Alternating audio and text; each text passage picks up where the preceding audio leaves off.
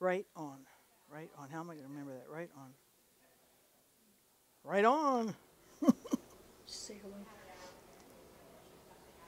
Say hello. Say what? Say hello. Hello? Hello?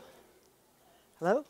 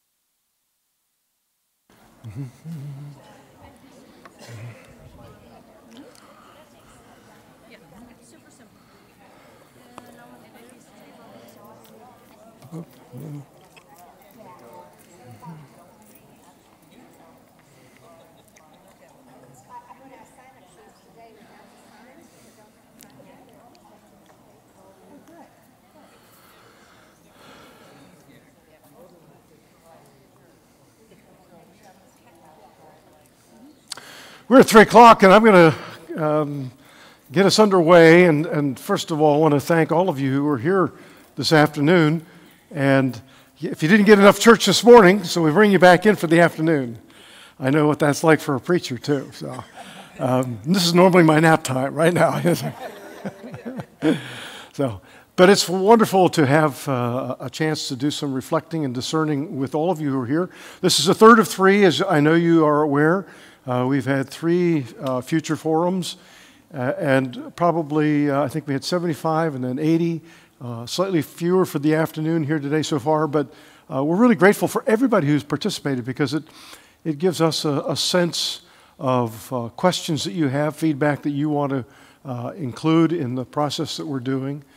I'm going to just mention a couple of quick things about logistics, open with prayer, and then tell you how we're going to proceed. First of all, I do want to let you know that we are recording this, and it's available then online for anybody who wants to watch it and or listen to it. So it's actually being video recorded.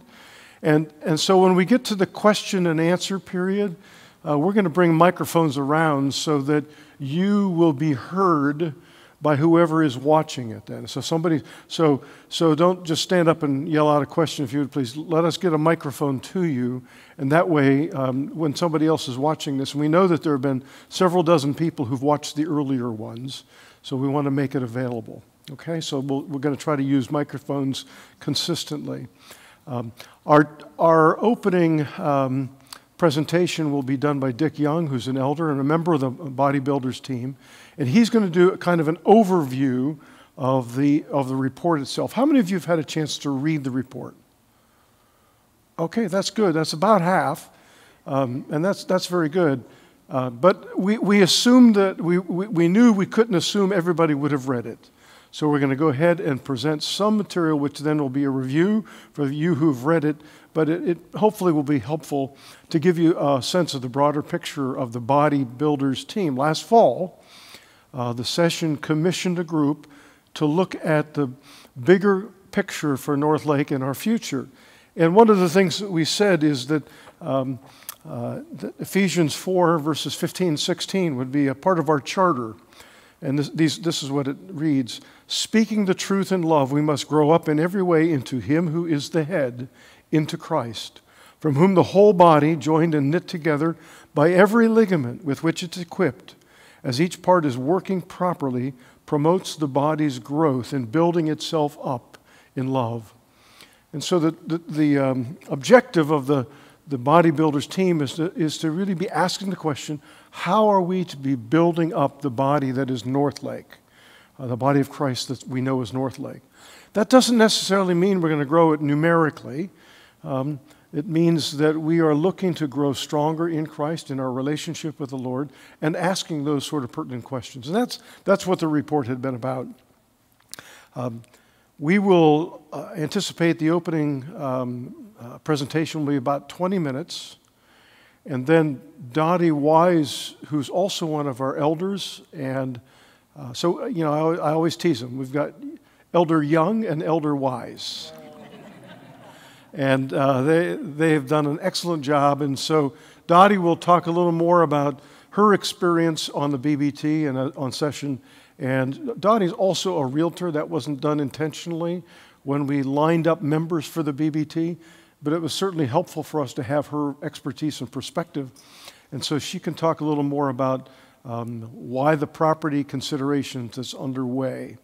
And then we're going to open it up for questions and for your input. So we want to be able to hear you as well as respond to questions you may have. This, we hope, will be interactive then for most of the time, actually. Probably 35 to 40 minutes where you'll be more listening than speaking. But beyond that, we'd like to have it be very interactive, okay?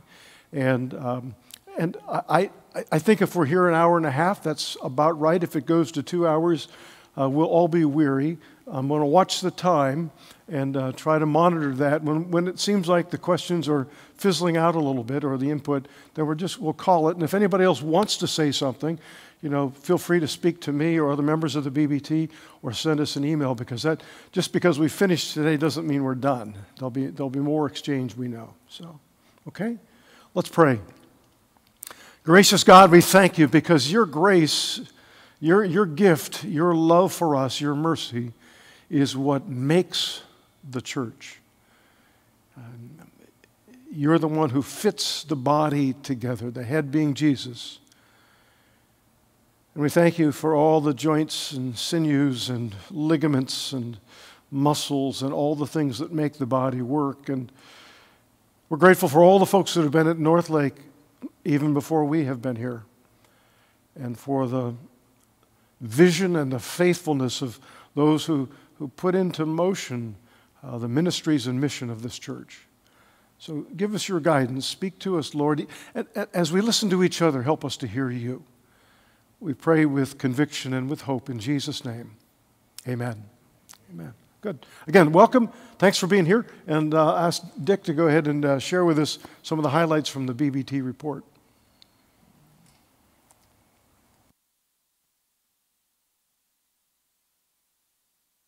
Okay, as Jeff said, I'm here to bring you up to date on where the BBT has been over the last, how many months now? Probably 8-9 months.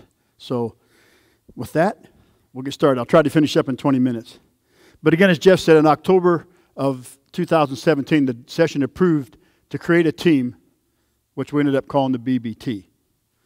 And our charge was to prepare a comprehensive strategy for looking at North Lake in the future. So the team members were selected and approved. And that makeup was Jeff and Mike from the leadership of the church, Dottie and myself as elders, and then Bob Collins and Sue Kirkpatrick from the congregation. So we tried to have a mix of folks from the church. We started meeting in December of 2017. We met every 6 months, or every 6 months. We've been meeting for over 6 months now. But at least weekly for 6 months and sometimes a couple times a week. And we had a clear mandate was to fill the Great Commission and to make disciples. And that was, I think, determined by the session back in 2016, as I remember. And that was the charge, and we adopted that charge. So the session had already determined that a year prior to our becoming on a team, and we agreed with that. So we endorsed disciple making as our core purpose. Everything we do should align with that objective. So we have tried to make sure that that was always at the top of all the decisions we made and the way we looked at the data we gathered. So some of the key conclusions we had, the North Lake has established or developed strengths which we can build on. And because of that strategic importance, we'd like to highlight 5 of those, which is worship and music, congregational care, community impact, our current facility, and leadership. You know, I was telling somebody earlier today, this is kind of awkward for me, as you can probably tell, but when I was giving presentations at work over 10 years ago, it was in front of me. And now all this is behind me. So I'm looking over here for my crutch here, but so bear with me. So we did the survey. Did most of you take the survey? I hope. Okay, from that survey, we found out that worship and the message in worship, 75% of you said that was the key reason you stayed coming to church here. So that's important. That's a good thing. Worship and music, 39%. And don't we have the best music here? I go to the contemporary service, but I've been to both. I think the music is great in both services. So I think whatever suits you, you can get here and get it well. The order and style of worship, 33%. Everything else was pretty low on the totem pole. So over the past several years, you know, congregational care, thanks to Lynn and Tom, has been a developing strength. We now have Stephen ministers, and we have deacons. We have 9 deacons now, and they're staying pretty busy, I understand. And one of the things we found during that survey was that we need a chapel. And when I first heard that as an elder, I thought, we have a great big sanctuary there. Why do we need a chapel? Well, as I've learned a lot since then and dissected all that information, we do need a chapel because the sanctuary is too big for a lot of things that we have going on at our church. And everything kind of gets lost in the hugeness of our sanctuary. So we do need a small chapel. Community impact. 20 years now we've had Operation Homebound, Little Blessings, and the Christian Food Pantry in existence. Think of that. 20 years this church has been supporting. That's our 3 core missions. Over 750,000 meals have been prepared during that time. 200 plus meals a day are served. Almost 2,000 children have progressed through Little Blessings. I think that's a blessing. And 80,000 pounds of food have been donated just in 2018 to about 400 households a month. We do a lot here. Our current facilities, we'd like to express gratitude for all the ones that came here before us. You know, I came here in 2011, and I came to church for the one time. And my wife and I said, this is only our church home. And so I've been here ever since. But I wasn't here when all this got started. You know, when I came, we were having a vote to put this facility in. Wow, what a great facility this has turned out to be. And this fellowship hall is great. But they've had 3 major construction events for the main building, with the most being the fellowship hall, the, what do you call that out front? The gathering space, and the Operation Homebound kitchen. When I first come here, that kitchen was, so now we got a nice kitchen, nice place for people to work, so it's great. Another thing, one time when I was in charge of the time capsule for the 25th anniversary, so I was looking for a place to put it. So John Brose said, let's look in the memorial garden. Maybe we can put it in the memorial garden. I said, we got a memorial garden? Does everybody here know we got a memorial garden? Maybe I was the only one that didn't know, but I do now. But we got a great memorial garden. And but having said all that, and we have the great facility, we still have room for some improvements. We think God has bestowed visionary leadership on North Lake since Gary Lester, Pastor Denny, now Pastor Jeff, Pastor Mike, Pastor Lynn, now we have Pastor Jerry. So we've had some great leadership here. So, and the founding fathers of our church 25 years ago had a vision for all this. I don't think they would have realized it would have got this big in 25 years, but it's really grown. And then 20 years ago, we got Operation Homebound again, Little Blessings, and the Christian Food Pantry. And today we are making disciples of Christ because of the leaders who preceded us. So we believe we are in a season of strategic change now. Or at least maybe not change as much as we need to take a look. Do we need change? So that's kind of what we've been looking at. So the number one thing on the survey, anybody disagree with that? Was parking. Okay? And we really have a lot of congestion between the 9:45 and the 11:15. And as you think about that, you got the 11:45 service still here, just getting out. They like to visit out here in which we want them to, fellowship out here in the hallway. We have the Sunday school class. So those people are still here from the 8:15 service that are going to Sunday school. And then we have the 11:15 people coming in. So you can see we have 395 spaces for a 1,200 seat. So we have 200. We also have 200 parking spaces across the street. Does anybody park across the street? Well, there's a few of you do. That's great. Also in the survey, we found out that some people said they came on a Sunday morning and couldn't find a parking space, so they just left. I think one of the parking lot attendants said they gave him an envelope and said, "Would you put this in for me?" So we don't want that to happen. Again, we don't think there's any one single thing that can fix that problem. I've heard, of course, when you're doing this job, you get all kinds of ideas, and that's good, and that's what we're looking for. We're soliciting ideas. And so you can imagine we've heard all kinds of things, but as we begin to take a look at all those things, a parking deck has been put out several times. We could put a parking deck out there, but then you got to have elevators, and then you're going to have maybe people living in it. You got to clean it, and there's going to be a footprint for the structure that'll take away parking spaces. So the ground floor won't get as many spaces as you have right now. And I think you can only go 2 stories here in Lady Lake. Is that true? Somebody told me that one. But anyway, we thought that's probably not a good idea. And then you got issues with the elevators and safety. So we thought, nah, we don't want to do that. But we can implement measures to improve flow. So we're going to look at that. We could hire police to help direct traffic on Rolling Acres. And Rolling Acres wouldn't be so bad if you could get more than 4 cars through the stoplight up over here. So that's always an issue. And we could relocate Little Blessings and get 44 prime spots right out here in our parking lot.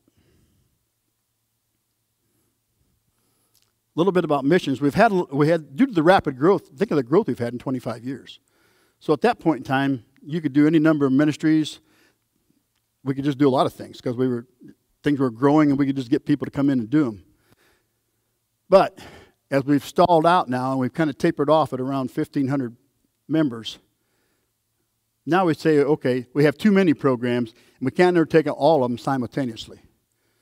And if you do that, then you can't do them all with excellence. So we've got to decide what not to do or what to discontinue to do based upon discipleship. And that's not an easy decision. So decisions must be on our coordinated goals, priorities, and planning and evaluation. Communication. Well, we communicate a lot of different ways around here, don't we? We have the bulletin. We have the slides going on Sunday mornings. We have a weekly email. We have a website. So we're trying to communicate with people from that old to this old. But we don't know if we're doing that well. And we have a whole bunch of different people doing a bunch of different things. So we have internal and external communications handled by an assortment of people with minimal coordination. Sounds like where I worked. We recommend creating and filling a position for a director of communications. So that was one of the things that come out of our team. Okay, the building needs. We do need a chapel suitable for small funerals, maybe small weddings. It could be used for several different things. But we do. I'm in agreement that we do need a small chapel, and I think the session is pretty much in agreement with that. But again, we have to do some studies. The choir's making do with cramped quarters, and like I said, I came here in 2011.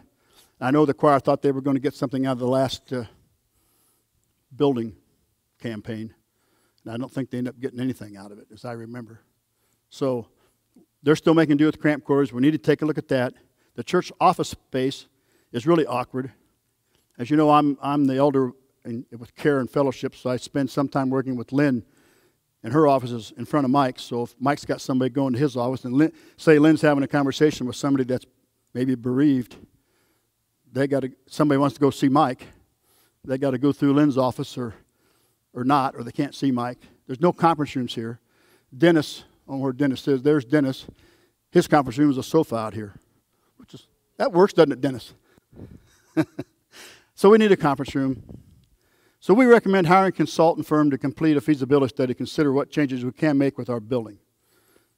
And then Sue Kirkpatrick is on our team. She said, Dick, there's no hot water in the women's restroom. So I put it on the list.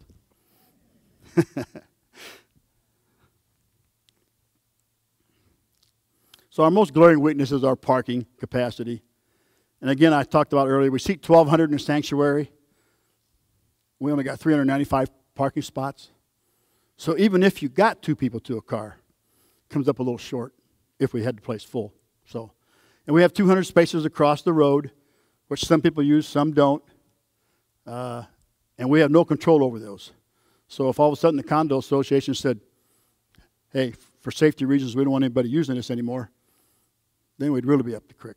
So again, as you can see, there are parking is an issue. Again, Little Blessing is 44 prime spots. We believe the current location of Little Blessings not only hampers the development of North Lake, but it also hampers the development of Little Blessings. One of the things I think Jeff told me at one of our meetings that concerns him is he parks over here by Little Blessings. He backs in because he wouldn't want to back over some child that maybe was running out to see their mom or whatever the case may be. But so we need to make sure that we don't have any issues like that over there. And it would give us an 11% increase in parking. And if we move Little Blessings somewhere else, it would provide them a space to grow. Does most of you know now that Little Blessings has become a Christian preschool instead of a daycare? We just got that license, so I think that's a good thing. All of my grandkids have went to a Christian preschool. I talked to the Lord about safer pickup and drop off. So we spent months gathering data and reflecting on the future of the North Lake Presbyterian Church. Before, we talked about property. So when we ended up, I don't know when we were in, probably March or April time frame, parking was our number one issue. We started taking a look at, okay, what can we do? So we looked around, and we're landlocked here. And so how could we fix this so that we're not in the same position 10 years from now? So that prompted us to look beyond our current campus. We looked out here at the side, and then the gentleman talked to me between services this morning about this property out here alongside of our church. It looks nice, it's green, but that's our water runoff. So we can't put anything in there. I think we looked at that, Jeff? I think we could get 4 or 5 spaces, wasn't something in that order. So we can't do much over there either. So all this prompted us to look beyond our campus. So one option we looked at was the condos across the street. Now, I told you I've been coming here since 2011. I think those signs for sale have been out there ever since I started coming here. So we thought, all right, let's take a look. Maybe we can get a good buy on that or something. So we looked over there. Well, as we got into that, that's a condo association. There's many owners that all belong to one association. So there were 2 units available over there. We could not put the Christian preschool in there because it's zoned for offices, not for a daycare. But it would allow us to have a voice in the condo association. So for $500,000, we could get in and get some voice in the condo association, and it would alleviate some of the office congestion. And Dennis volunteered to move over there. He out of sight, out of mind, right? And so we looked at the second option, was this 8.6 8.46 acres that we've been talking about in church now for the last few weeks. It'd be an ideal location for Little Blessings because you got access off of Griffin Road and you got access off of 25. So you could go in one and out the other. So we wouldn't have people running around in there. You could just go in and out and provide a safer pickup, as we talked about earlier. We thought about overflow parking for peak times. I know I talk too fast sometimes. But we could shuttle with the bus. But I don't know. Would anybody here park down there on Easter for overflow parking? I don't see any hands. I didn't raise mine either. But we could have. It's a really neat piece of property. We went out there one morning when we had to crawl across the fence, and we walked it, and we thought, oh, what a great place for a sunrise service. There's a lot of things we could do out there. You know, the vision is still in its infancy, but we could do a lot of different activities out there that we don't have the property to do now. So it's a neat piece of property.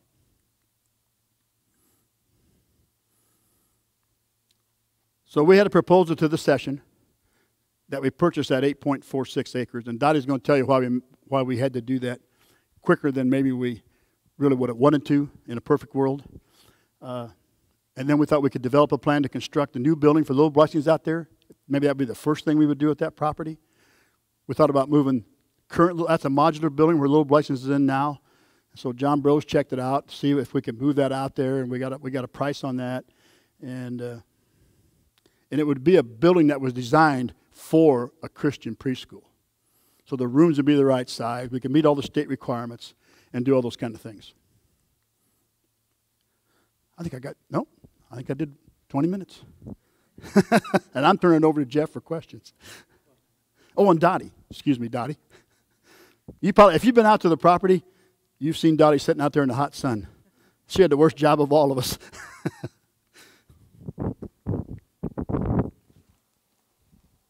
Well, good afternoon, everyone. How many were out at the property today?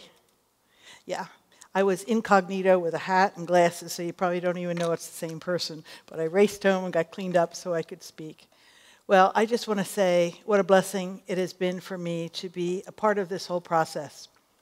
And it's really hard for us to try to catch you up on what we've been doing.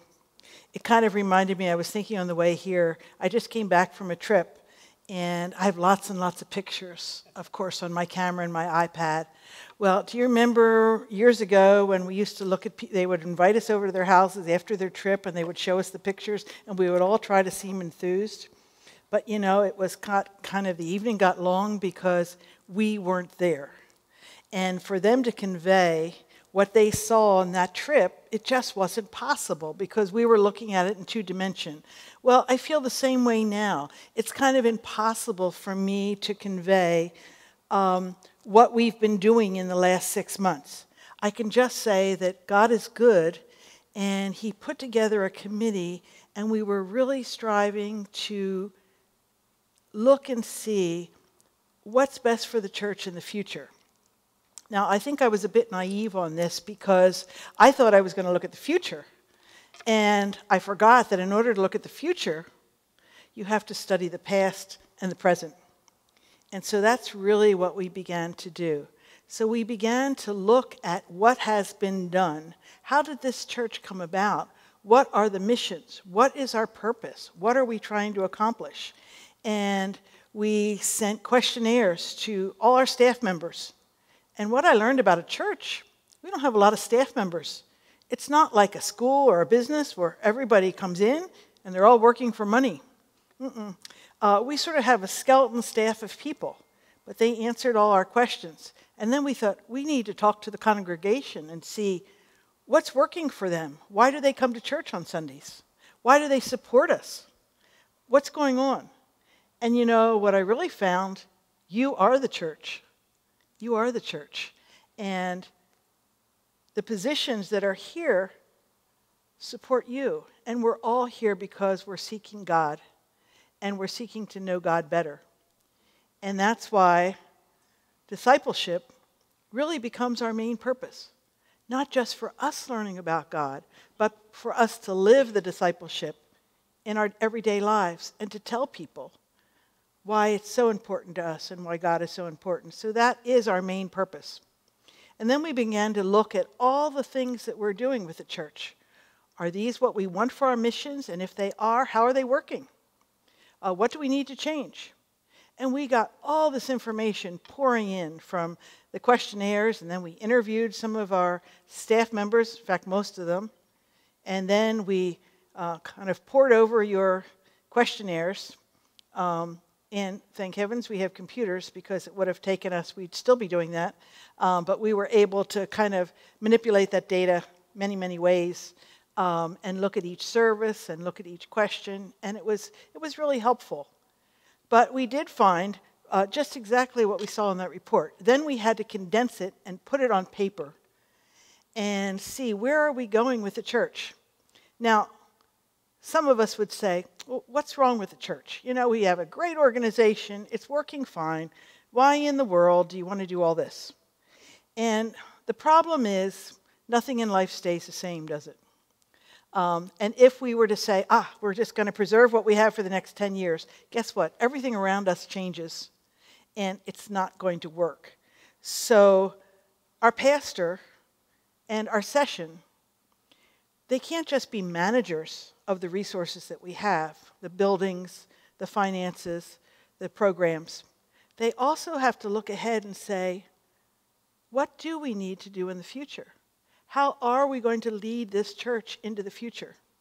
And as Bob Collins so eloquently stated at the end of our report, we stand on the shoulders of those that went before us. So this isn't new.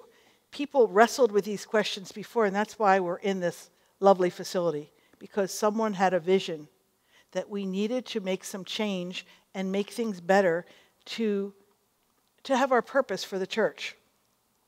And you know, I don't know where I'm going to be tomorrow or 5 years from now or 10 years from now. God knows that. And God knows how he wants to use each one of us for him. But God also knows what the purpose of this church is in Lady Lake, in the United States, and in the world. He knows. There are many, many other churches operating. There are many other organizations operating. But he has a specific purpose for us. So what we're trying to do is ascertain what that is and try to help you to see that vision or to be a part of that vision with us. So hence this report. And what we found is, of course, what we have just heard, that things are going pretty well. People like coming to church. They like hearing the sermons. They like the fellowship. Many things are happening. They like our facilities. We want to keep that purpose of being disciples for God, for Jesus. But parking is a major problem. And what do we do about it? And it's not, you know, when you think of parking, you think, oh, that's not so bad. Well, it is pretty bad, especially with an older congregation. And I don't know about you, have you ever, when you think of going to a restaurant, do you sometimes think of parking? I think I know when I'm getting older because that's what I do. I'm like, it's on a hill, I have to park far away, there's not enough parking. Now I think I'll go to the other restaurant. Well, guess what? I think people might be doing the same thing with us. Because it's like, I have come in, I happen to have a disabled husband, and when I would bring him to church, I felt tense because I didn't know if spots would be open for us, especially when he was on the walker. I couldn't leave him because he couldn't stand up long enough. So how do you do that? You couldn't park over here, he couldn't walk that far, and I couldn't leave him there, so I had to get one of those treasured handicap spots. Well, that caused a lot of tension, and it would have been easier to go to a church with better accommodations, more parking, etc. But God led me here and told me to stay here. So I'm here. But the parking is an issue. And even if you do not have a handicapped person or a disabled person, some of us won't admit it, but our knees and maybe our hips are not quite what they used to be. And walking a distance is a little bit harder than it used to be. And it isn't fun to get there and get to church and say, I don't know where I'm going to park. Oh, I have to park all the way across there. And I'm late already. So it's a difficult issue. So we really want to look at sort of a multi-pronged approach to solving this problem. It's not that we want to throw a whole lot of money after the parking, because we can do so many things already that are on the docket to solve, well, not to solve, but to help the problem. Changing our service times. Getting a golf cart that can kind of roam around the parking areas and pick us up when we do have to park way out there. We can perhaps put benches out there. That was a great suggestion someone gave us, so that you can kind of rest up partway through if you have to have a long walk. We just want to be more aware of your needs, and you have made us more aware of your needs with these discussions. And as Jeff said, this is a time, Pastor Jeff, this is a time of discernment where we're really looking and we're discussing and we're finding out what you really are thinking and needing and feeling. And this is going to just help us refine what we're doing. So it's not a done deal. Nothing is at this point. We are looking and trying to put in place what meets your needs and what helps the church. So parking is major. The other thing is our office space. It is really bad. And if you haven't been in the pastor's offices, yeah, they don't have room. Conference room, a private conference room is a major thing. So there's probably a way we can reconfigure those. The choir room needs more storage space. We wouldn't want to forget them. And then the chapel. You think, well, for funerals, is that really important? It really is, because not only does the church do a lot of funerals, but you know who comes to those funerals? Lots of neighbors and friends that don't go to our church. So it's a real testimony to what a Christian funeral looks like. So it's a major thing that it's done well. And we have a place that's more intimate. To have it in a big sanctuary, it's like, wow, more people didn't come out. Well, they're there, but you can't find them all because we're such a big sanctuary. So that's another thing we're looking at. So all this is come out of the report. And then we really were looking at little blessings, because that came out of the parking issue. But then there was also a committee that worked on little blessings this year and began to look at the costs of little blessings and the classroom sizes and so many things. And we realized that Little Blessings has kind of been a little independent school that not too many knew much about. So we really knew that it needed some attention. We needed to take a look at it. So we're going to be hiring a consultant to look at Little Blessings to see what are its strengths, what are its needs, what should we be doing with it, and we want to make sure this is a ministry that the church wants to support. So we began to look and say, wow, in the middle of our parking lot is not the best place for a school with little children. So let's see, what can we do with Little Blessings? So we know it needs to be moved. Now, where it's going to be moved, we have a big question mark, because now we're looking and saying, I don't know, let's look at all our costs, what's best for Little Blessings, and let's hire a consultant to see where we are on Little Blessings before we do anything.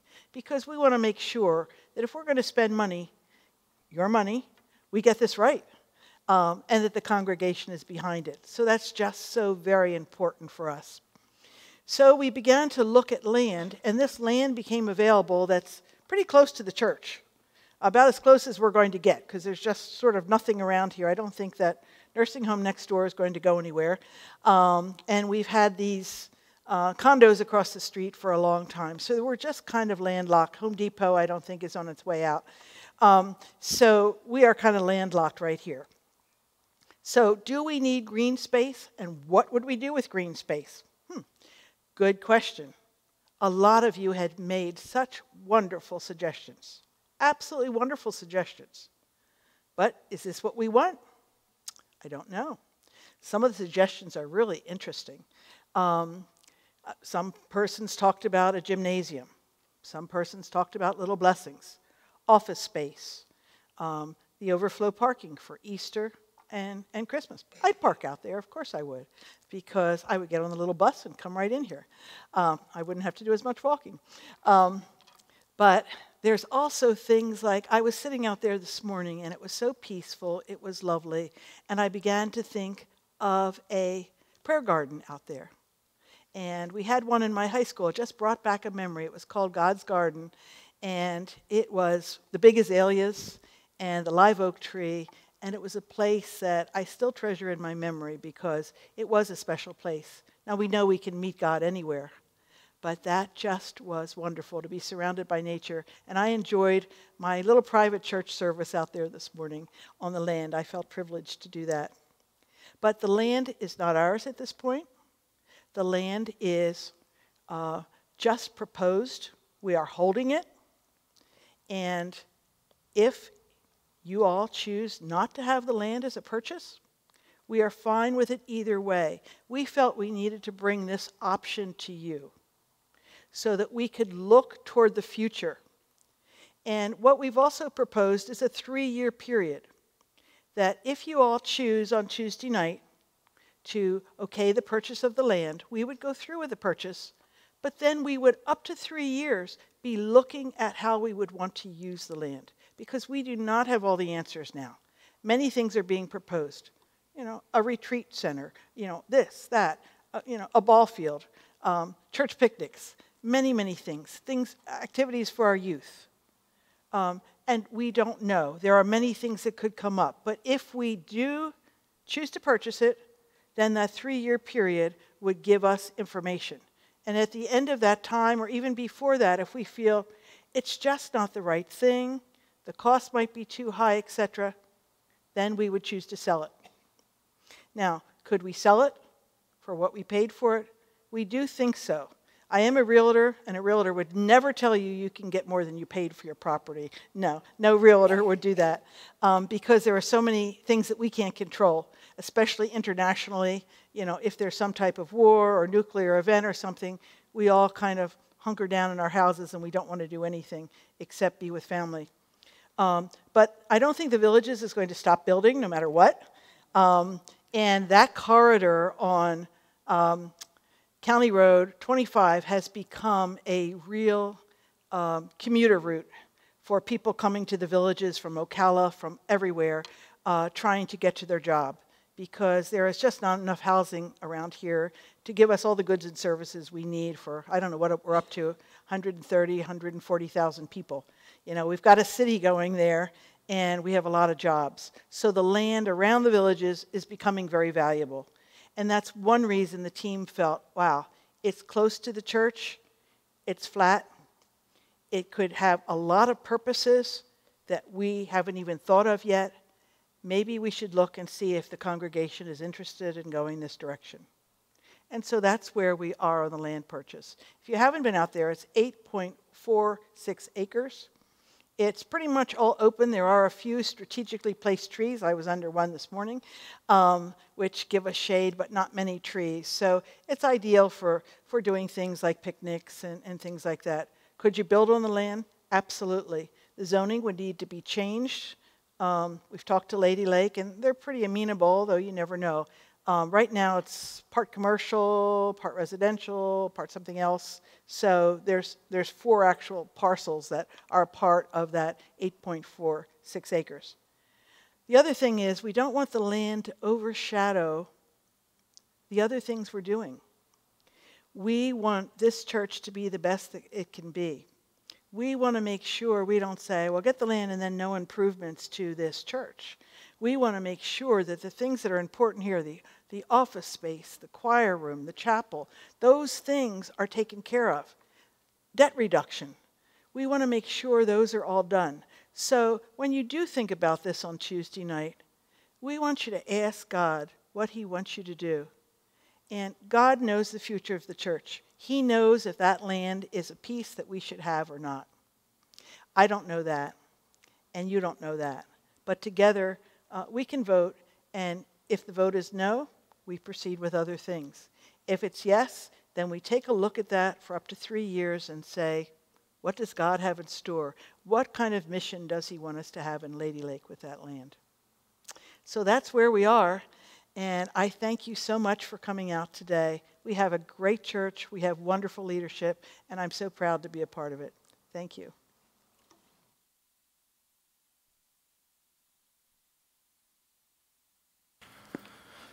Thanks so much, Dottie and Dick. Great jobs. And so, as you've heard, there's a fair amount of information that's been shared this afternoon. as well as what's been in print since the end of May. The session has met and has set up a plan for Tuesday evening. So what's available on the cover of the August Grapevine spells out a couple things that I want to make sure you're clear on. One of those is that the vote is proposed to require a 3/4 approval, 3/4 approval. We really feel like this is not something to proceed with without a strong indication of agreement within the church. And so that's pretty much the highest bar you can set for agreement to proceed. So that's what the session. That actually will be a procedural vote before the vote on the main motion, because it's up to the congregation to set that bar at 3/4. So that'll take place on Tuesday. The other thing is, and Dottie alluded to it, is that the session has asked that we would consider this as a 3-year process. That is, that we would look at holding this property for no more than 3 years to provide time to decide, do we develop and build on it or use it in some fashion, or is it not something that North Lake needs for the future, in which case then we would make sure we put that back on the market again. We frankly, in late spring, because our focus had not been property, in fact, far from it, but the property question emerged, and once you start talking about property, it can usurp all your time. It can become sort of the issue that drives many other things. We've tried to resist that, but we know that happens naturally. And we also are aware that we will not be able to gather all the information we need in a timely fashion. We know the price on that, the market for that had gone up already on that property, and we knew there were 2 other parties that were interested in the property, and so we thought, and I include myself in this, we thought at least to have the time to have these conversations with the church feels right. And it feels like it's an important thing for a church to be a good steward of opportunities. And I will tell you, since I've been here, I have heard many lament missed opportunities of property when they were here or there. And I've had lunch with Pastor Denny last week, and he was talking about 15 years ago and not getting the property that's now Home Depot. And he says, a short time after, we were wondering what happened with that. And of course, we know the answer to the question, but it was said with some lamentation, with some regret. And I'm sure that every step was taken faithfully when it was taken before us, but we didn't want to miss an opportunity if this is one we should look at. So again, we think we're being stewards of the options, having this open conversation with you. That's the objective. And that's what it's been about for a couple of months. We bought some time by having a sales agreement. We bought some time to be able to have these meetings. And if there is a purchase, we'd be buying 3 additional years to sort through what those options would be as a church and the future of Little Blessings. Frankly, if we buy the property or not, we have work to do to figure out with Little Blessings. Whether we buy the property or not, we know we have improvements that we have to make in our parking. Whether we buy the property or not, we know there are improvements that we want to make within our building and on this campus. Right? That's with or without that property. But there are some issues about that could ease and connect with other things we're working on. So that's what it is. And I'd love to open it up to your questions or observations that you'd like to share. And we'll move microphones around so that if you would. I see a hand back in the back. Yeah. Okay, sorry.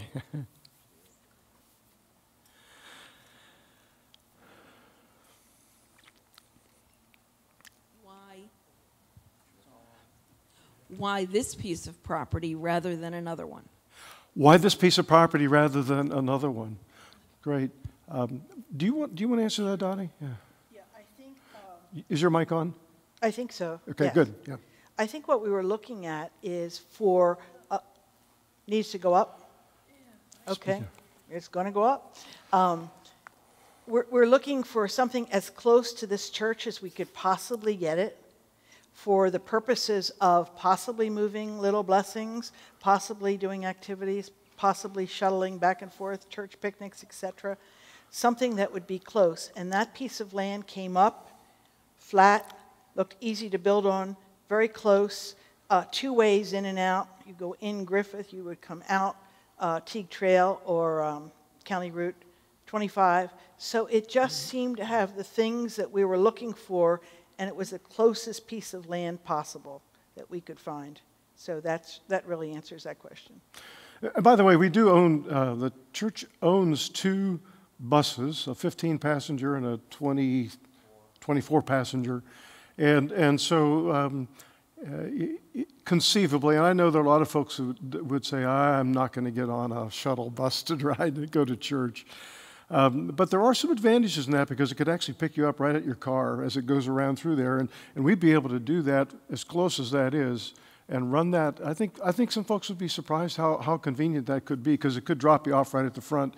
Now, we don't have handicapped accessible buses. That's not what we're able to do. That's different. But anyway, I'd just say that it is not as far-fetched as we might think to do it as overflow parking for high attendance Sundays or seasons.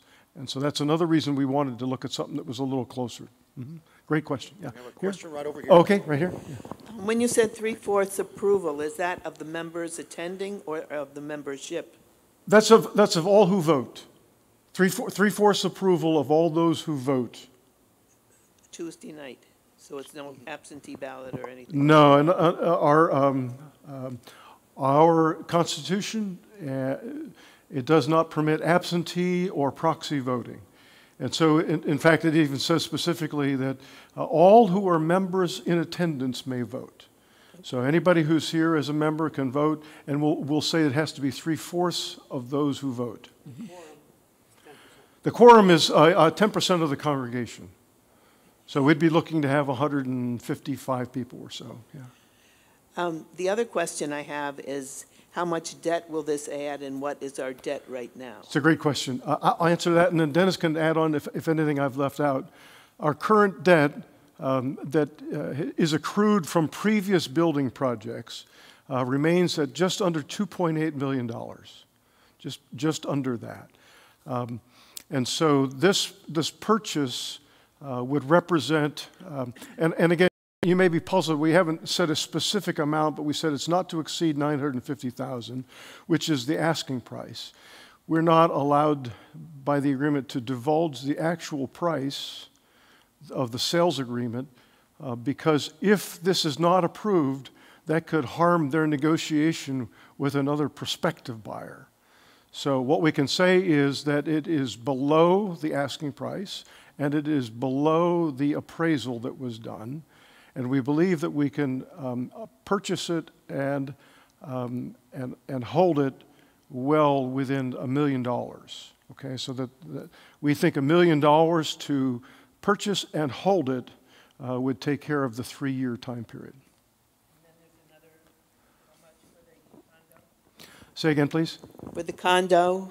Right. So the condo units, and there are 2 of them across the street, the asking price there is $525,000. That's not a motion on the floor for Tuesday night. So, and part of what Dick said, I think, helped to frame that is we think those units are less urgent for us to consider than the property that is along County Road 25 because of what's occurring across from the post office and the police station. There's more development that's occurring there.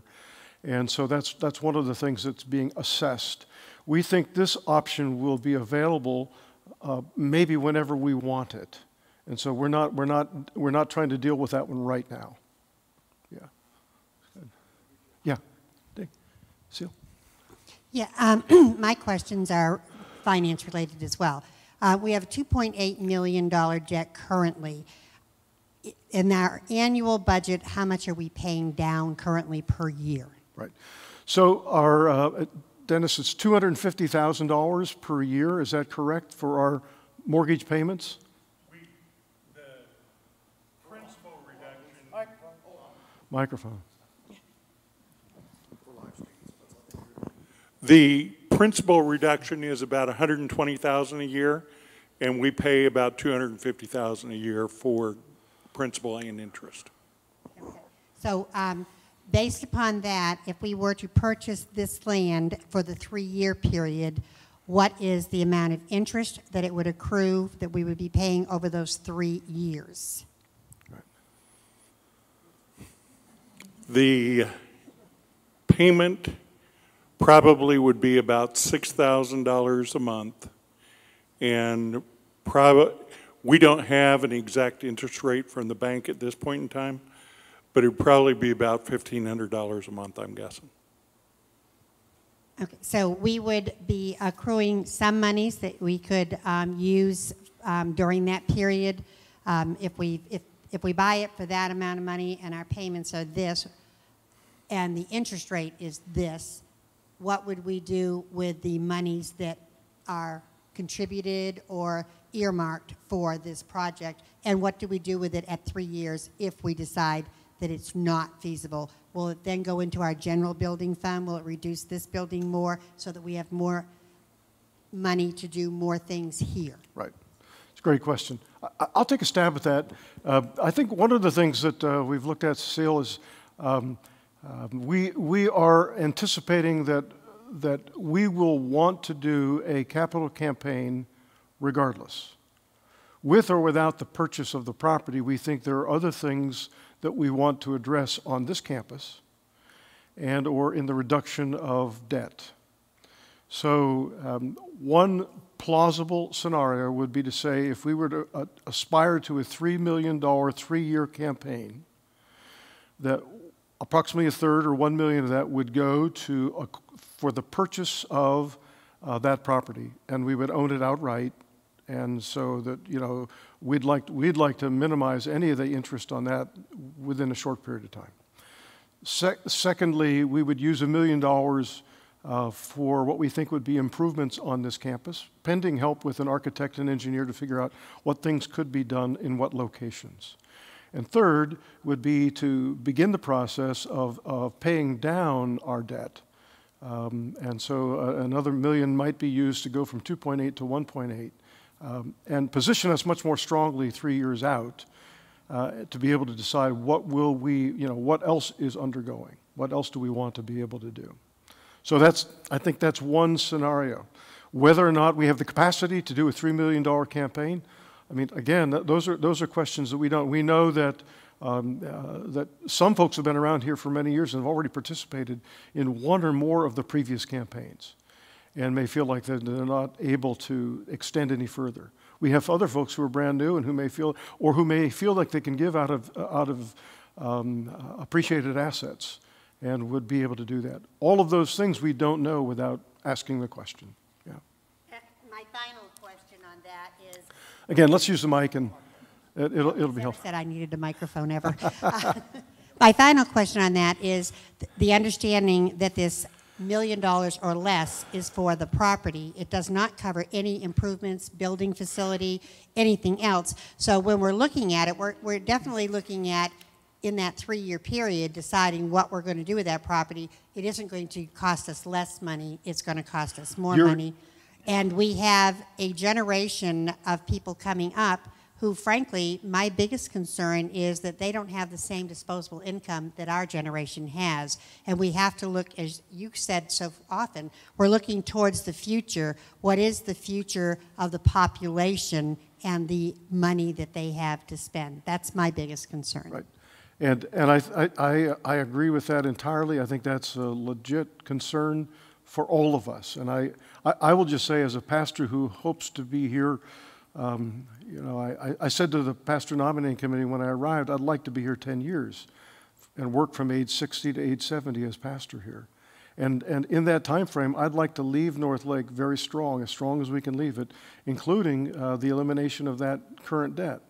But I think at the same time, we have to be looking at what else is out there that may be important 15 or 20 years out there. So that's what we're wrestling with. But I appreciate, because your question echoes many of the feelings that I have as well. Thanks. Over here. Oh, okay, right here. Yeah. We're talking. I think it's on. Is that? Yeah. Just hold it up close. Yeah, there you All go. right. Swallow it, as we say. We were looking at the area out here at the entry, looking at a chapel area. Right. A small chapel was mentioned, taking the part from the entry door all the way back to the wall and building out that way for a chapel. Would that be something that would be a possibility? You've raised one of the best questions, which is, if we're to do a chapel, where would it fit on our current grounds? We're committed to doing a chapel on this campus. And we think it needs to be close to the memorial garden and close to the kitchen, because we often will serve fellowship meals after such a service. So it's got to be here. And the question is then, where best would that fit? We think that's plausible. We think there's maybe another site that's closer to the memorial garden. We think there are maybe 3 or 4 options that we'd have to look at and work at. And we're thinking that would be a space that would be suitable for perhaps 100 to 120 people. So when you have a smaller service, it has a good feel for 50, 80 people when they're in. That's the idea, is that it would be a good fit for a smaller service. Yeah. Okay, good question. I see another hand back here. With the 3-year plan for the property, including the interest for paying for the property and the realtor's fees and the feasibility study for what we should do there, I'm wondering, in those 3 years, would we be spending maybe, I don't know, $70,000 or $100,000 for that additional thought process? Right. I think that's I wouldn't be surprised if that were the case. Okay. We have some idea of what we would be spending with, for example, a site development plan, right?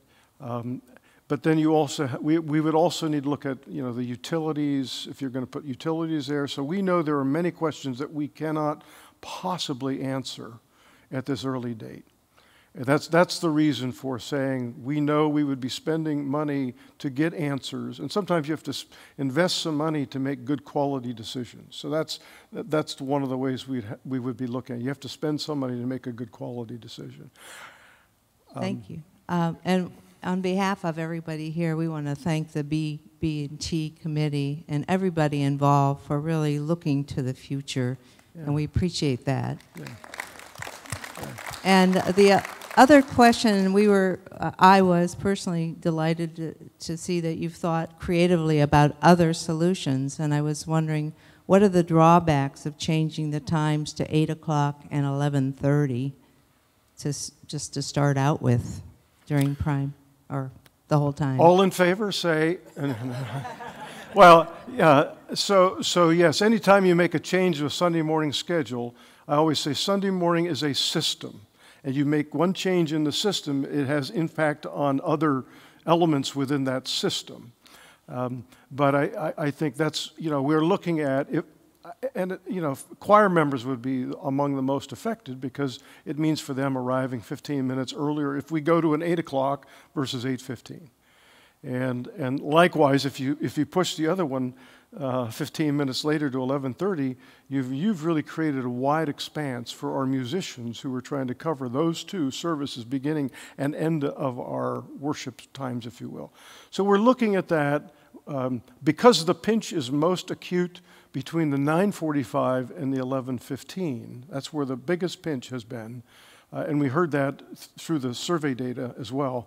We might be able to move to 8 o'clock and 9:30 and create that added cushion of 15 plus minutes in between the 2 services that are most affected. So those are things that we're looking at, as well as trying to get a better flow through. I don't have to worry because I come in early and leave late.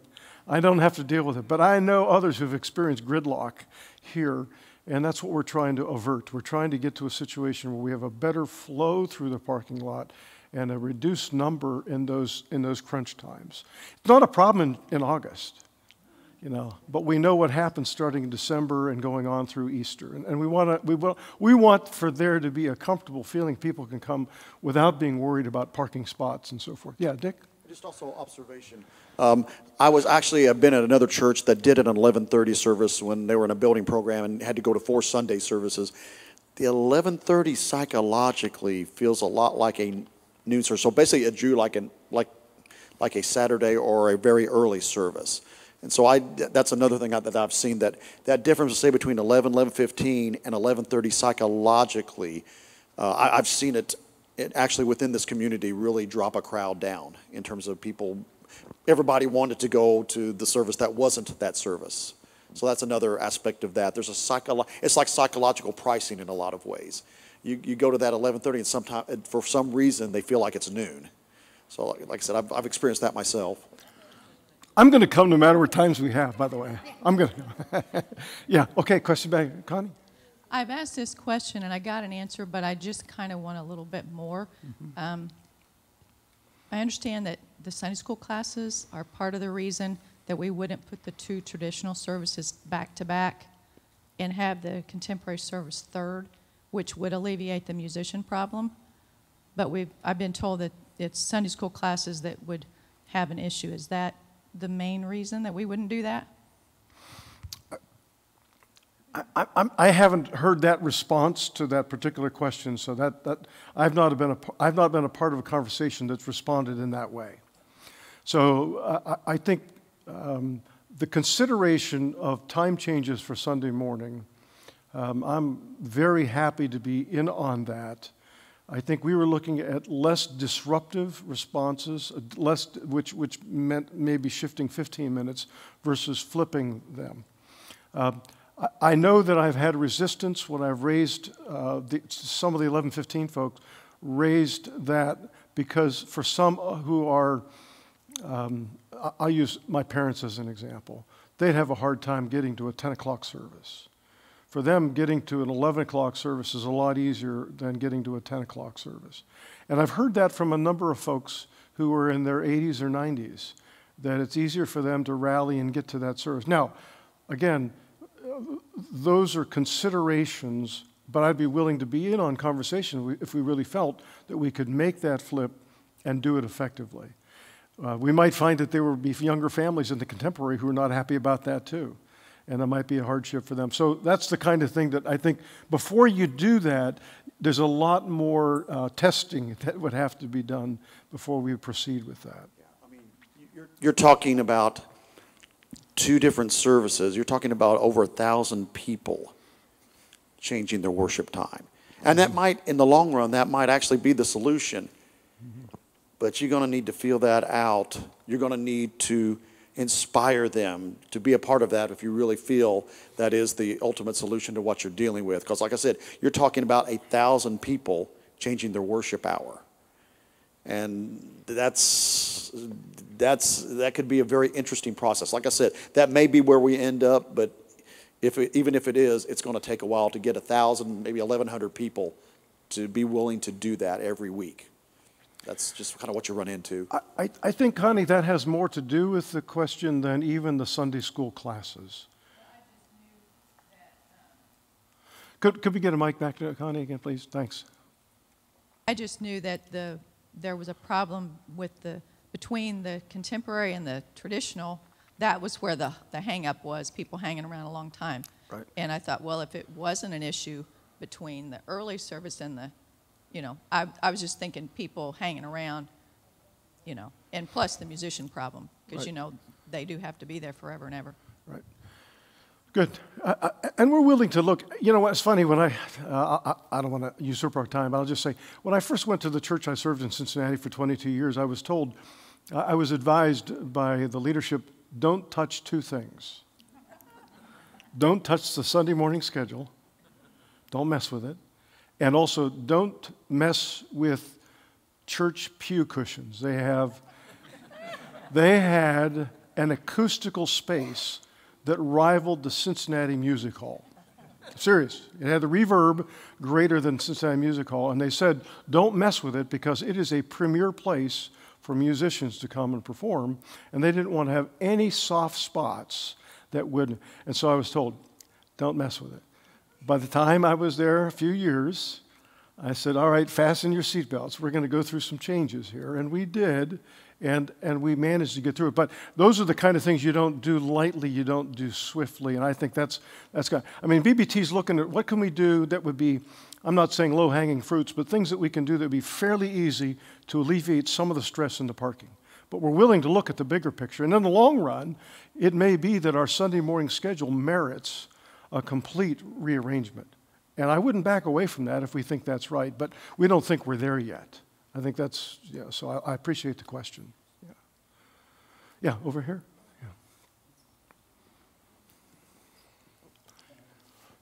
Yeah. Okay, let's go with Becky first. Yeah. As a short-term solution for parking, we park in the medical buildings across the street, and they are never full there. And it could be encouraged that people that can walk, maybe younger people, younger families, because we do have the crosswalk there and people do stop, that we could have encourage others to park over there, because they, even in peak season, there are always spots over there. I'm glad to hear that. I've heard different things, but generally I've heard there are spaces available. I'm glad for you confirming that. That's good. That is an immediate thing that we can do to promote that. Yeah, thanks. That's exactly what I was going to say, because we always park down there. There are always plenty of parking spots. And you just figure, oh, we're going to get a little exercise coming up the hill. It's not difficult. There are always, even in the most difficult times, there are many parking spots. Did everybody hear that? Really? So, great. That's great. So we've got to inform and promote that more. Absolutely. Okay. Absolutely. It's it's announced periodically. It's in the bullet, but we need to make sure that it's done. Communication has to happen 17 times, I'm told, before it gets through. So we may be up to 3. It's got to happen repeatedly. Yeah. Good. Yeah. Right in front of you. I was just wondering if we've done anything to encourage carpooling, because I know some of us are already doing that, and that might help the situation. People who, in the villages, for example, we live near each other and so on and so forth, and also would have time of fellowship together as well. That sounds like a great idea. And I don't know that anything has been done to encourage that. I do know of it happening even before you mentioned. I know that happens. But I think that's something that's wonderful to promote. It's a great idea. Yeah. Right here? Yeah. Yeah. In terms of developing and the parking solutions are really good ideas. I'm in the parking ministry, and we don't do anything really to encourage people to get over there. And I think that could be addressed. But I think this meeting is going at a level a little bit higher than that about do we buy that stuff and how do we raise the money. Having worked with a lot of institutions in the past that have had development campaigns, and I would think this is either going to rise or fall by whether we can raise the money. At some point, is there going to be a consultant brought in to assess what we can raise and then have a full development campaign based on that? Because they can usually tell you, if the total here that we need is $4 million, a good firm like that can come in and tell you whether or not it could be raised, which might influence the vote. And I know it's pretty close to Tuesday, or maybe there'd be another vote later on, but that may be helpful in terms of moving the tide one direction or the other. That's a great question. We don't, I'll say, Bob Cook, may I quote you? The quote that you gave to the BBT? Okay. So Bob, who's been doing our finance work for close to 20 years, and I know he's not an outside independent organization, but he felt that we would be capable of shooting for a campaign of $3.2 million. That's the figure that he gave based on his years of experience through the finance office of North Lake. I don't think we're going to be able to get an opinion here before Tuesday, but I agree with you, and that's one of the other expert resources that we could tap into. And anytime you're running a capital campaign or a special campaign, you always have to look at, can you run it in-house, or do you bring in somebody from the outside to assist? You have the added cost of doing that, but it may be more effective. So that's always one of the things you weigh. Do we do it in-house, or do we bring somebody in? So the only quick answer I can give you is that we've asked the question, and at least within the House, we're thinking $3 million might be realistic. Yeah. Jeff, I have a question about Little Blessings. It sounds like that's a major, the expansion of Little Blessings is a major rationale if we do decide to purchase the property. And so I understand that God's purpose for us is to educate kids in Christian values, but this is a budget question, a business question. Is the expansion of Little Blessings, even with a building for that purpose, eventually, maybe, is that a positive impact on our budget, or is that a negative impact? I don't understand how. I guess it starts with, is Little Blessings a self-funding purpose? Super question. So a year ago, I'm going to take a stab, and then Dennis, you help out with this, or Dottie, who also works with him, but I'll start it. When I arrived, I was told that the Christian Food Pantry is self-sustaining with all the donations, that Little Blessings is self-sustaining through the amount of monies that come from the families, the parents enrolling their children, the tuition, and that our biggest concern back in 2015 was the Operation Homebound. And Operation Homebound was on a trajectory to be in trouble within a year. I don't know if you remember, we did a Christmas offering that year and set a challenge. We exceeded over $50,000 for Operation Homebound. And it actually got us some time, and then we made some adjustments in 2016 so that we think that the Operation Homebound is on a much more sustainable track. In the meantime, Little Blessings in 2017 had a very difficult year. Part of it was Irma. And they had to shut down, and they lost tuition for a couple of weeks. And so there were a number of factors that went into that. But the answer to your question is, we think there are more question marks about the sustainability based on the current model. And the group that we put in motion last fall, and they worked and reported to the session in May, raised a lot of important questions about how much money is hidden cost, because we provide all the infrastructure support, payroll, utilities, insurance. I mean, there are many things that we're doing that are built into the infrastructure for Little Blessings. Not to mention providing a fair market retail value of maybe $84,000 for that space. All of which is to say we're looking at that in a way that hasn't been looked at before, and really trying to think the future. And I'm going to just say the spectrum for Little Blessings. I think the spectrum is wide about which way it could go. On the one hand, it could go bigger and become community-based like Love Inc., and become a separate 501c3 with other churches or faith communities supporting it. And we would be helping to launch it in that direction over the next several years. That's one scenario.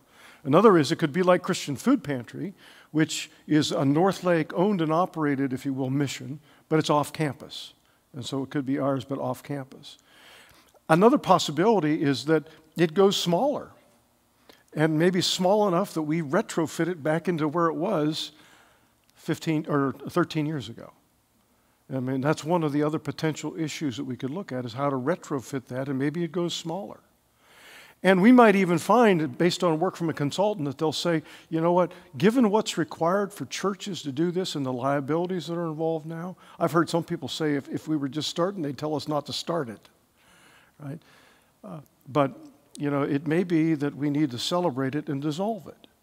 I'm not advocating that. What I will say is Little Blessings is LB, Linda Brown is LB. So Linda Brown and Little Blessings have been identical for 20 years. I mean, she has been the leader for 20 years. There's going to be a point at which she's going to be retiring, and we have to figure out some succession plan and what happens beyond that. And I think that's where we are trying to make quality decisions that are longer term, and to try to do that in this summer of 2018 is unrealistic. And frankly, we'll have to do that whether or not we purchase the property. You see, whether or not we buy the property, we have that work to do. And we're preparing ourselves. The session's already approved bringing in a consultant to work to get some outside expertise on this kind of thing that goes beyond what I know, goes beyond what the session knows. We really feel like we need to get that. Do you want to follow that up, and does that answer it? Okay. All right. Yeah, right here, yeah. Just a moment, please, just a moment. Yeah. There we go. All right. Thanks. Does the church have an endowment fund, and has this avenue been investigated? Because I would think that, most of the members are getting to be my age, and I would think it would be really a wonderful resource, or source of income. So just as a comment. The BBT report includes a recommendation that we establish a foundation or an endowment. So the answer is no, we don't have that. We think it's important. We'd like to do that. We think that's something that has to be factored into the plan. I've been a part of helping to establish one in a previous church. Reverend Bob Collins has said the same thing. He would love to help do that. We know that will typically be nourished by estate planning and by giving of accumulated assets. And we think that that's a beautiful thing that we should be looking at intentionally for the future of North Lake. And so we're right with you on that. It hasn't happened, but we think that's something. And we're also, and I'll tell you, I had in my office about 4 months ago, somebody who's willing to give that a launch. And we just tapped the brakes a little bit and said, well, let's see what happens on some other things that are happening right now, so we're not starting too many things simultaneously. We really want to know what's God saying on this, but we're committed. That, I think, is going to be an important thing for the long haul. Yeah. So, question? Oh, back again? Yeah. On the Little Blessings comment that you made, there was a reference made earlier about a shift from child care to preschool. Right. So that makes an enormous difference in the goal and function of that entity. Yeah. So the reason that professionals come in, that's very important, because that is a huge challenge. It is, and we really think that if making disciples for Jesus Christ is our core purpose at North Lake, then doing childcare needs to be strengthened to make it into a preschool that has a Christian focus. And it's not that anything happened over there that was unchristian.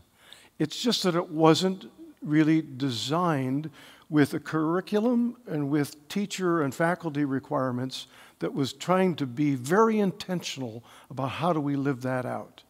And so the team is working on that. They have already taken steps, and as Dick announced earlier, it is now legally the Little Blessings Christian Preschool, and we're taking the measures to move that forward. But getting a consultant in is going to be a big part of that. Mm-hmm. So thank you. Others?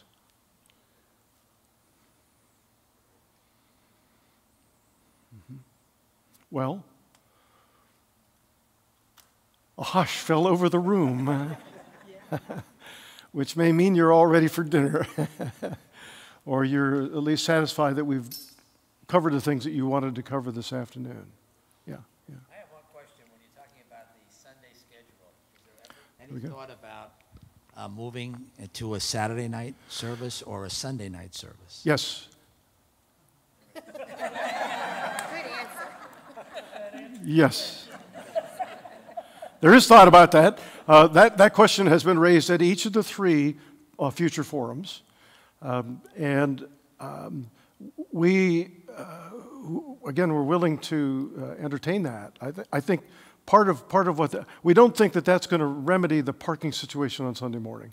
And we have anecdotal evidence. And Mike worked at New Covenant Methodist before he came here, and he watched them go through something. And the Saturday evening service there, well, Mike, you answer that. Go ahead, because you've had the experience. And I've also looked at some other churches. Amazing what you can learn when you go and start looking at other churches' bulletins and look at their attendance. What you normally see, with a few exceptions, is that your Saturday service is going to run plus or minus 10% of your overall weekend population. So, if you're tight enough that, say, in our case, at 130, 150 people would make that much of a difference, it's worth looking at. I'm not sure in this case, in terms of what we're dealing with, and also Saturday, because that's the only, basically you're spreading out your resources over 2 days, you're basically expending a lot of resources for that 130 to 150 people. Whereas if you bump that into, say, your Sunday schedule, it's not as costly because basically your resources are already there. The building's already cooled or heated. Your people are already there, as opposed to spreading your workforce over 2 days. It just, so again, basically comes down to 80–90% of your people are going to show up on Sunday morning. I've been at churches that had Sunday services and then 3 other services throughout the week. Still had about 90% of your people show up on Sunday morning. That's just kind of the reality of church world. And so that's why those services can be valuable if you've tapped out your Sunday morning capacity. I know Trinity Lutheran, I was looking at their pattern. I'm guessing from looking at their numbers, I'm guessing they probably tap out at about 300, 350 people in the room. And so and also their situation in terms of getting in and out of their parking and their lot is, we think we have it bad. They have it even worse up there. And so their Saturday service is running 20%, which that's great. Of course, that still means 80% of their population each week is still showing up on Sunday morning. So that's kind of the answer in terms of those additional services. Can be helpful, but you're not going to draw the same kind of numbers you will on a Sunday morning. That's just the reality of it. It's an option that has been raised and will continue to be weighed as we look at worship options. You'll notice we said we think one of our strengths to build on is worship. We really do believe that. It's one of our strengths to build upon. And so if that leads us to start a 4th service at another time, then I think we would proceed with that. For 12 years, I preached 4 times on Sunday. 8, 9, 10, 15, and 11:30. And we did 4 services. And so I know it can be done. I'm not sure I can do it anymore. But seriously, we would look at this and think, is this the right way forward? Is that something that we can do? And then you look at, maybe you have a different team approach to the preaching or worship leadership. So those are some other options that we'd look at. I wouldn't rule it out. We don't think it's the immediate solution. So, good. Awesome. Hey, somebody asked me, and I'll tell you this, somebody asked, will you be disappointed if this is defeated? And what I've said consistently, I've tried to say this over and over again, I've said it at the previous forums, I am not promoting purchase, I am promoting discernment. Part of what I want, what I wouldn't be disappointed if it's voted down. I'd be disappointed if the way that we do this is uncivil, or if it's not edifying for us as a church. That's the only thing that would disappoint me. I really feel like even the way we go through this is a part, I say that even the way we do this together is a part of the formation of our Christian community. And it's been vulnerable, it's been open, there are questions we cannot answer, we're acknowledging things that we cannot say right now. To me, I would not be disappointed if it doesn't pass. I'd be disappointed if we do not do well the work that we're trying to do together. That to me is the utmost importance. And the outcome of this, I hope, is one that will edify. We're still trying to talk about building up the body of Christ at North Lake. So whether this goes through or doesn't go through, it's only a part of a bigger objective. It's a much larger objective that we're after.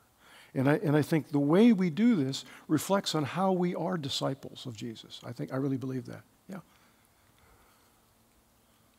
The way I heard you explain it, that what we have now does allow us to have a small chapel without constructing much else, without even getting building costs, large building costs. In other words, you're not thinking of really putting another small chapel in another place.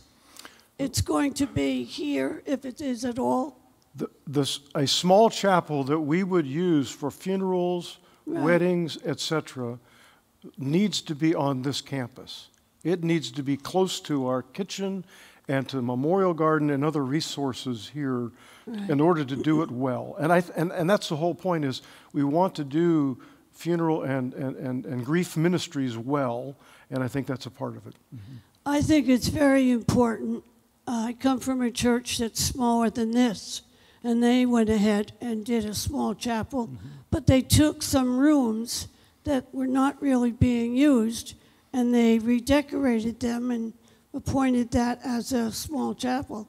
So that wasn't costing much money at all to go ahead and do that. And again, we're certainly willing. Those suggestions have been made, and we're examining them. Are there spaces that could be used for that would really be inspiring spaces and that would be, suitable? And I think we would look at that. But you're not looking to really go off of this campus. No, I think what we're talking about for a chapel would be something that is adjoining the existing building, if not in it, at least connected to the existing building, right? Thank you very much. Oh, awesome. Yeah, thank you. It's great. I think we've reached a conclusion. We're right at an hour and a half. Again, I am so grateful for your willingness to offer another hour and a half to the Lord this afternoon. And I have felt such love. Bob and I talk about what a blessing it is to be a part of North Lake and this congregation. And even a day like today illustrates that of your commitment to come and ask the questions and be a part of the process. So, Lord God, thank you. We praise you. You are good all the time. All the time you are good. And we thank you that we get to be in on this season of discernment at North Lake. We pray for your guidance. We pray that no matter what happens on Tuesday, that you will be glorified and North Lake will be edified and the body of Christ will flourish. Bless us that we may be a blessing to others. We ask it in his name. Amen. Amen. Good. Thanks.